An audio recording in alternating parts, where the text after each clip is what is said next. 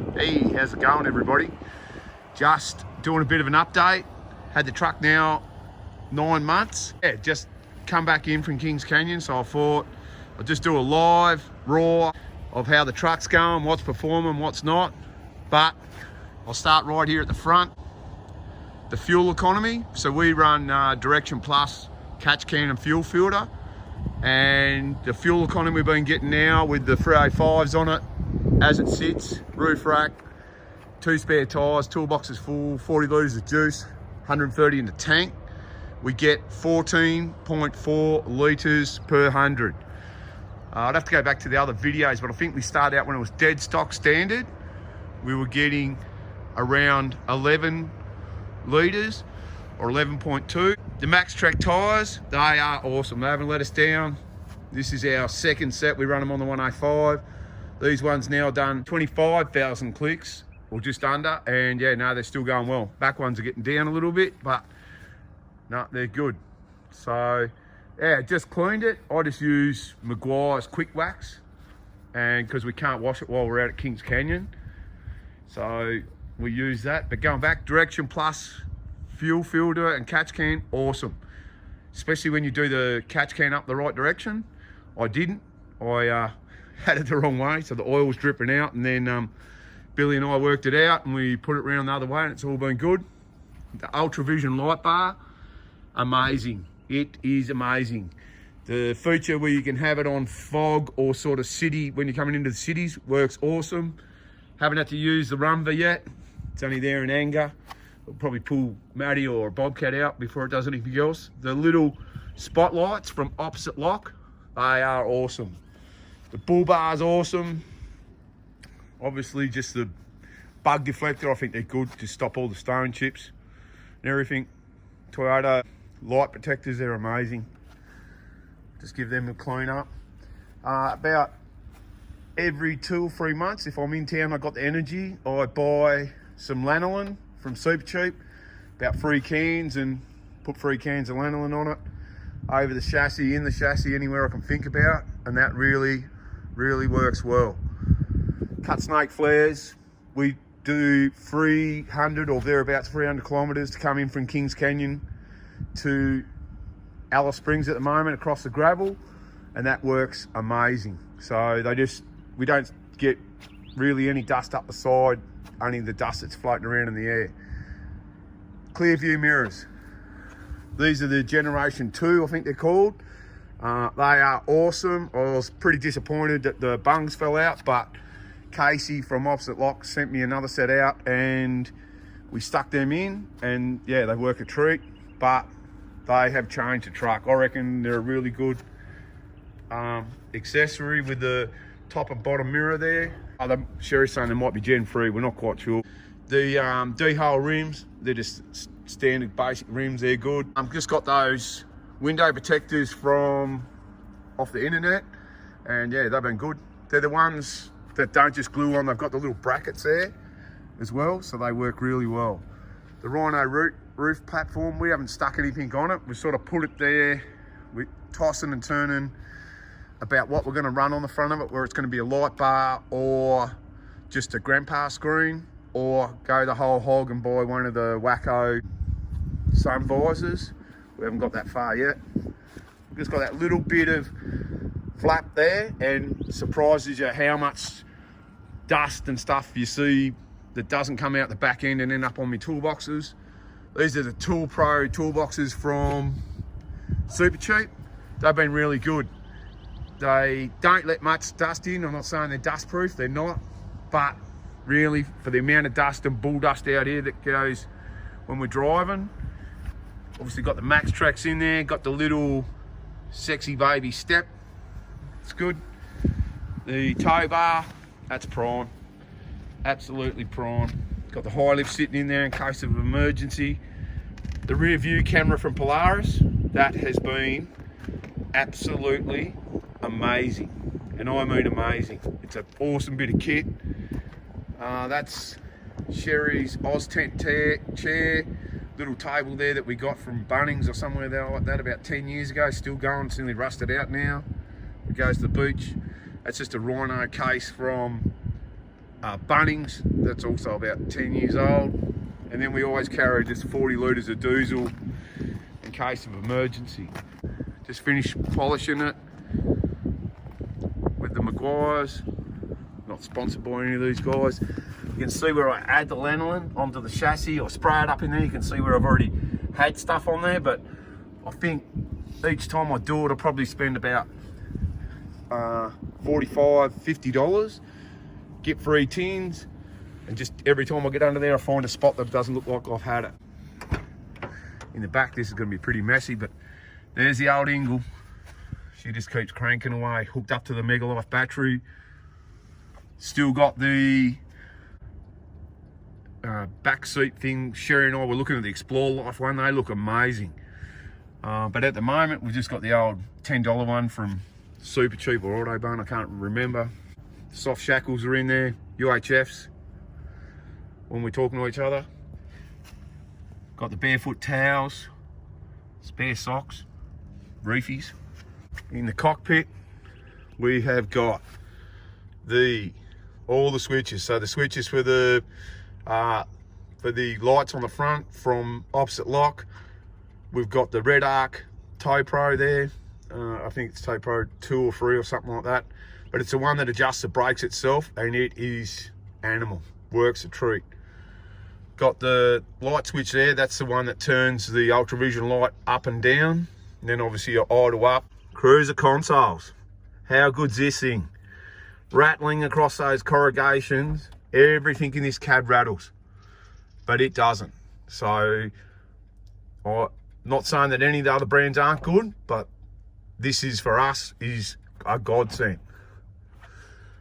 Obviously the one stone armrests, they're awesome. Gotta love them. They make traveling really good. And everybody sets up a bit different. Up in that corner, that's a little head torch. So if we're coasting along, Sherry's just tied that up there, or I've tied it up there for her. She just flicks that on. She wants to look for something of a night, so we're not trying to look around in the dark or turn the torch on inside the phone. So you just flick that on and you can look down, see what's in a handbag, you know, if we're looking for something Panadols or somewhere we're going. The XRS from GME, amazing, absolutely amazing. I think it works amazing, and I've got in the truck, we've got, I think it's a 4,000 or 4,500 GME, and in Sherry's we've got the handheld like this. I do like the old-fashioned ones where they're just up on the top of the dash, just because sometimes if Sherry's talking on the UHF on the other side to someone as we're traveling, the sound goes over there with her, if you understand that, whereas normally it's in the middle. But that's the only thing I could pick, but it works amazing.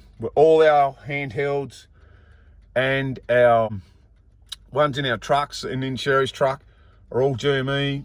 Aussie Matt, he runs a GME XRS as well. There's a bit of nature. We just got our feathers hanging there. The old Dreamcatcher. HEMA, that's the first of the HEMA 6s, I think it was. HEMA 6 or something like that. Yeah, Sherry wants me to get a new one. She tells me every time we go to a full drive store. But it keeps starting up. It's the old analog type, but yeah, it's handy. And down here, the Polaris XRS is absolutely amazing.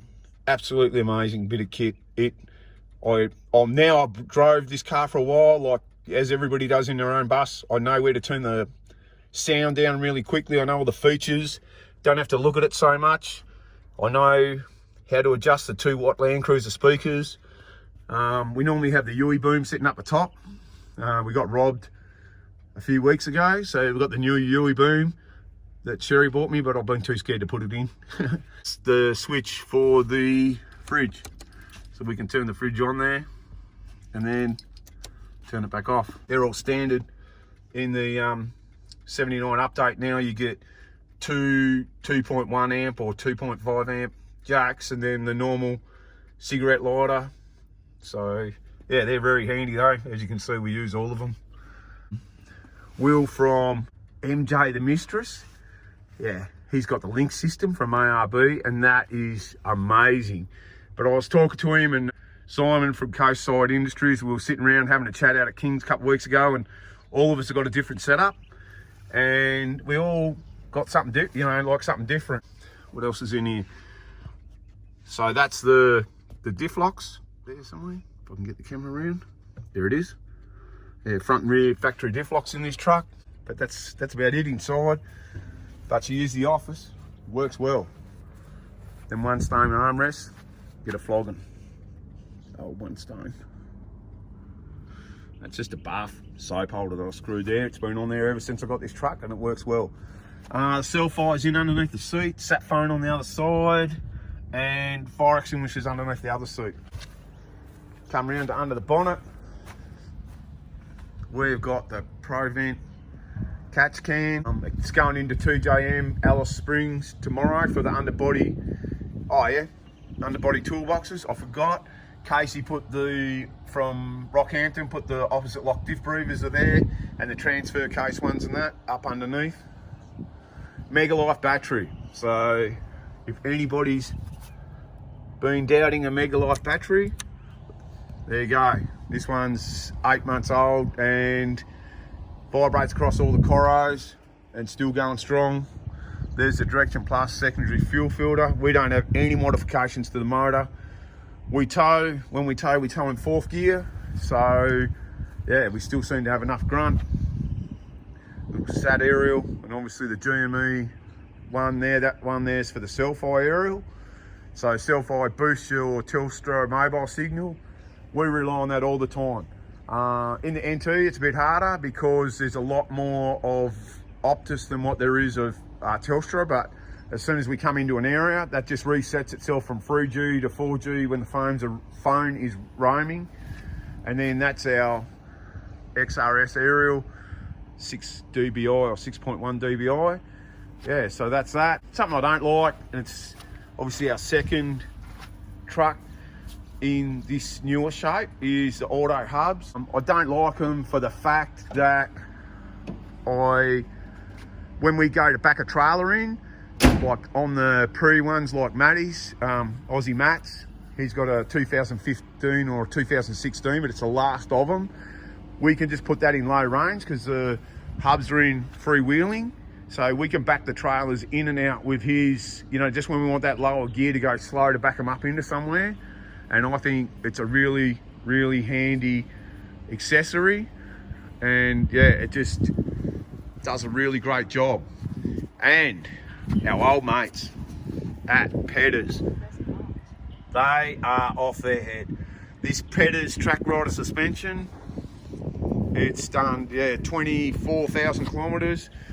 It's comfy, we just flog it.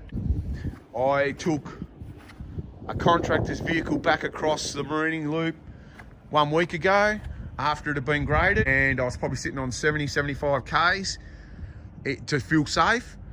And when I come through yesterday, I was sitting between 80, like in the washouts. You got no choice but to get back to that.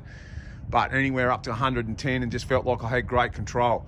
Something else I missed is the Pedders brake pads and the Pedders brake booster. So many people have asked me about that brake booster. I was talking to a lady out at Kings Canyon yesterday, and I just said, mate, the control that you have with the brakes, as soon as you move your foot 1 millimeter, you can start to feel, it's the control feeling of the brake pedal. Instead of having it where it was loose when it was standard, now the minute you start to apply the brakes and it doesn't jump on, once you're used to it, it's just a nice smooth feel. Feels a lot like the brakes that are in Sherry's 570. They're soft and then very controlled, and that's how I'd say that the brakes are in this. Yep, so underneath, we've got the off-grid bash plate. You can see how many rocks and things have pelted that already. And up underneath, there is the off-grid transfer case, and that's got a heap under there because I just was under there before. I think that's probably where we've been mucking around down around the Fink River and out the back of KCR, and yeah. But the build has gone in a different direction. When Sherry and I first bought this truck, or Sherry bought this truck for me, I was just going to chop the back end of the tray off, level with the back of the chassis, and probably V it or chop the corners off and not have toolboxes or anything, just run the 2 tyres on the headboard because it was just going to be, you know, more for going to Fraser and our fun truck for what we've worked for. And now with work changing and coming out to work on the projects out here, it's now turned into more of a tourer. But yeah, she's a legendary truck. It's absolutely legendary. If you've got any questions on any of the products in this video, happy to answer any questions. But people always, I was watching Matt's Explore Life last night. People ask him, you know, what would he change on his truck? And I don't think he had anything that he said that he'd change. And I'm the same. I love it. I don't think there's anything we change, is there? But tomorrow we're putting underbody toolboxes on, and we're putting the bazooka water tanks on when we work out where to get them to. So that's exciting. Alrighty, that's just an update. So again, the fuel economy, get asked that a real lot. Now we're doing about 14.4 K, so you know, comfortably off the standard tank. Before we refuel, we're getting 700 Ks before we refuel. That's not empty.